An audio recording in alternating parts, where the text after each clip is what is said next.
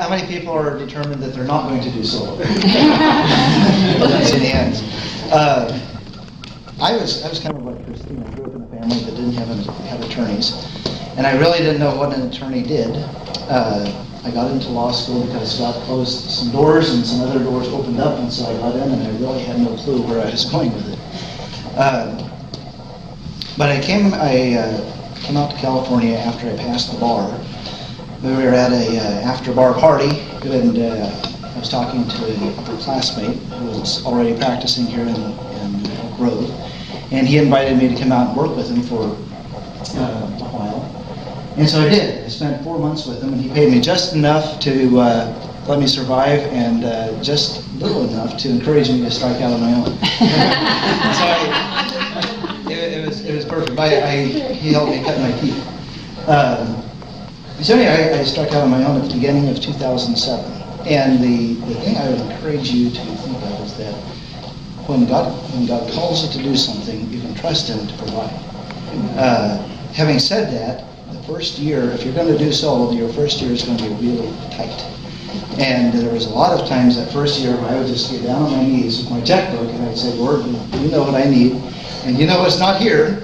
And somehow enough always came in to where I managed to pay off my credit cards every month, and it was just amazing. But there was, I think it was in July of 2007. One morning I was on my knees and I was doing my prayer time, and my phone rang. And my cell phone was my business phone. I couldn't afford a regular phone. And my phone rang, and it was this guy. He sounded like he was drunk, and he said, "I just need an attorney." And I didn't know what to do, but I finally got him to give me his number. He had to repeat it 4 times before I could write it down. And I went to the office, and I started asking around because I got all my work out of the office. And so I started trying to figure out who this guy was. And finally I discovered that he had come in a few days previous into the building where we're at, and he met another attorney from a different office. And apparently he was either drunk or high or both.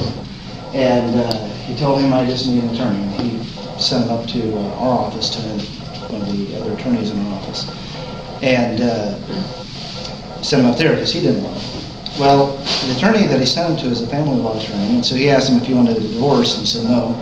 And I guess he was throwing things around the waiting room, and so they got him to leave. But before he left, they gave him one of my cards. So they told me, this is a crazy client, you do not want this client. Well, I was at the stage in my legal career where you don't tell potential clients no. So my way of saying no was I said I need a $5,000 retainer. I figured, I mean, most of the people I dealt with, that was way too high. And he says, okay. So we set an appointment. And he came in, and he had this big old canvas bag full of unopened bills and letters and just random papers. And it's big. And he's like, it's all in here, man. It's all in here. So I proceeded. It's always a danger sign to bring a huge bag. And I started digging through this stuff, and I started finding check stubs for money. And it turns out he's an Indian connected with the Cache Creek Casino tribe. And I won't get any more specific than that. But he wound up making me sort of he had all the money that flowed to him going to my trust account, and I was paying his bills for him and taking care of him, and doing things I had never studied for in law school. But anyway, that was my first big break, and it came because I asked God for help, and I said I need a good client, and God sent him to me. In a way that I could only attribute to God.